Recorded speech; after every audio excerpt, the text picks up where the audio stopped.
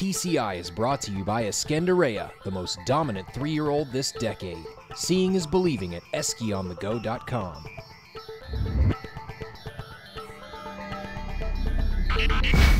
Welcome back to a special edition of TCI. I'm John Siegel alongside Joel Cunningham. Today we're just going to chat a little bit about what we've seen here with some of these Derby contenders. And Joel, I think we should start with Union Rags. You know, he's been on top of the TCI top 10 since the beginning. And from what we've seen at Churchill, there's no reason to change now. No, John, there's a difference between a good-looking horse and a horse that looks good. He's obviously a good-looking horse, but he also looks good, John. You know, I talked to some people that were in Florida this winter, said he might have been carrying a little too much weight, and it makes sense. I mean, Michael Matz has had this plan all along. 2 preps trending up to a top effort on May 5th in his 3rd start off the layoff. I really believe he looks like a fine-tuned athlete right now. I mean, he's 17 hands, but he looks lean and fit, in my opinion. It certainly doesn't look heavy at all. He's been training fantastically, getting over the track well at Churchill, and I think he's sitting on go. My question with him is, does he have killer instinct? He's so laid back, John. He's so smart that when he starts getting jostled around in a race like the Derby, you know, you look at his 2-year-old races. He won easy in those races, right?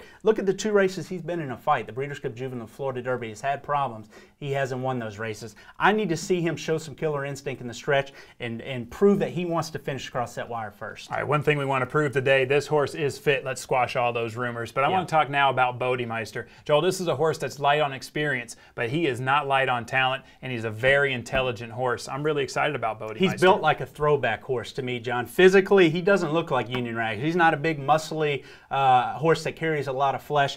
He is more of a lean athlete, John, and he reminds me of like a gazelle. He reminds me of a superior athlete from the throwback days of horse racing. You look at that depth of pedigree, you see a lot of good throwback type racehorses in that female family, so it figures, right? Here's a horse that's just naturally gifted with speed, and he's trained extremely well at Churchill. Doesn't matter if it's been the dirt or his breeze on the slop, which he's by Empire Maker. You know he likes to slop, right? He's got a huge wet track number. He just skipped over it the other day. I just think that this colt could be the most talented horse in the race in terms of natural gifted speed and ability. So Bodemeister's a horse that's left a good impression.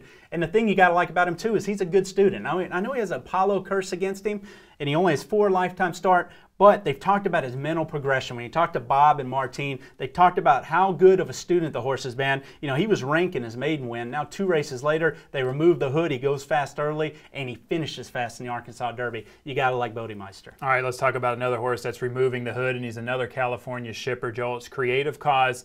I am not concerned about this horse physically. I'm not concerned of how he's handling the track. The thing I'm the most concerned about him is his mind. You know, he washed out the other day with just the group that was on the backside. What's he going to do with 150,000 screaming fans? That's a good point, John, and that might have been when Mike Harrington took the blinkers off this horse, kind of realized that he had a horse that didn't deal with big crowds. And you know the scene at the Derby. I mean, he'll never face that type of scene again in his life. So for him to take the blinkers off this horse, I think that opens things up for him to be able to see exactly what he's hearing, take in more, and react positively, because he is a classy horse, John. And you know what? People have been saying he warms up stiff in the morning. This horse has been warming up stiff since he was a 2-year-old, John. You know, he's been trained very old school from that Mike Harrington barn. I think he's a warrior. You know, it's very interesting, this horse. I think, you know, people talk about his foot problems. I think his feet will be better at Churchill. It's a softer surface than his last 3 races at Santa Anita. So here's a colt that I just loved his 47 breeze the other day. He skipped over the track. I don't care if it's loose or not. I mean, he went last quarter in 23-1. I know the rider is asking him, but he did that easy.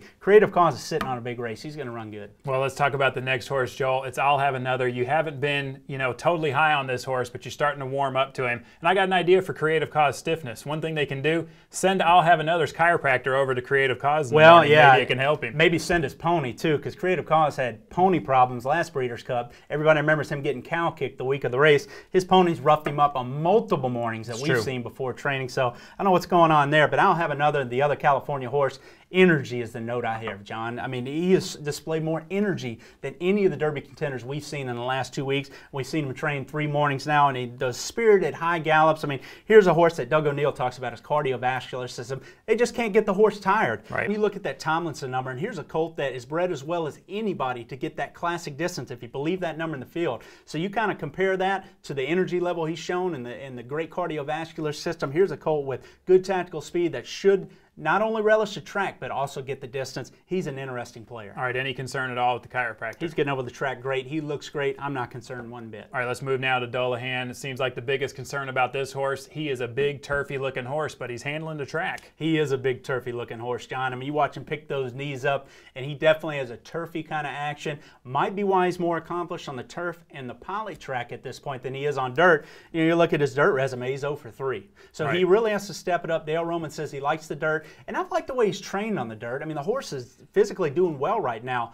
He's training in his gallops very well. I didn't like his breeze the other day. He shut it down in there, but again, that was the same surface Union Rags breezed over. It was a very cuppy surface, very loose. Horses were breaking away from it, so I'm not surprised he didn't get over it well. Joel, let's move now to Optimizer. That's right, Optimizer has made it into the Derby. The coach trained him like he was going to be in there, and now he's made it. He's a big, long-legged colt, John. He looks like he's going to run all day. You know, the breeze, yeah, it was a good breeze, but again, they were looking for a serious work. They moved him down on the rail. You know, he breezed a minute. I just thought it was an okay work. I wasn't over the top with it. You know, he looks like he got over the slop. It was a sealed, sloppy track on Sunday. What that figures, he's having an AP mare. I can see him liking that surface. I just wonder how good he is. I know it's good to have Dwayne Lucas back in the Kentucky Derby. I do know that. All right, a horse that's training over the surface really well. It's not surprising because he did it last year in the Breeders' Cup Juvenile. It's Perspective. Yeah, Perspective's a colt that is just training awesome. I mean, you watch him go.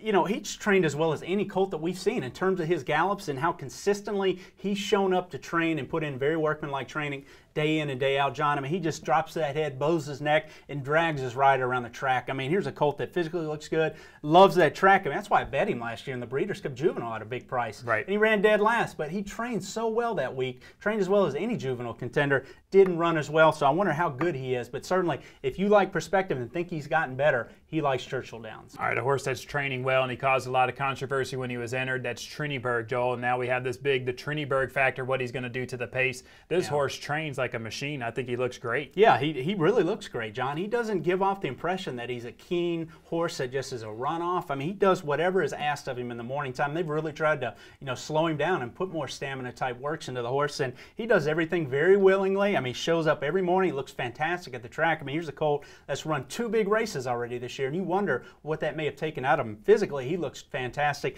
I just wonder if he's a fit for the race, obviously. All right, 2 more horses that are on the grounds. We have yet to see them, though, and that's Steve Asmussen's horses, but they do look good. Yeah, I mean, you got to wake up, you got to set that alarm pretty early to see Steve Asmussen's horses. But you know what? I think it's probably a good move what Asmussen's doing here. He's a veteran trainer. He knows Churchill Downs, and I think he knows, John, that the track is more honest and consistent, you know, when they work it over the night before. When you go out there first set, you're going to get a better account of the horse, you know, training over the track as opposed to after the break at 8:30. I think that track gets chopped up and it's just not quite the same. It hasn't been the same. So I think it's harder to get a gauge on the horses after the break. That's probably a big reason Steve Asmussen's bringing his horses out so early. And both horses, it's worked. They've trained great. You know what? I tell you what, Daddy knows best. He is on the rise on a lot of people's lists in terms of a wise guy horse. And you can see why. I mean, he's trained beautiful and the horse physically looks beautiful. All right, there's 4 horses that I am really pumped up about seeing tomorrow. You got Gemologist, Take Charge Indy, El Patrino, and also Alpha we'll see for the first time tomorrow morning.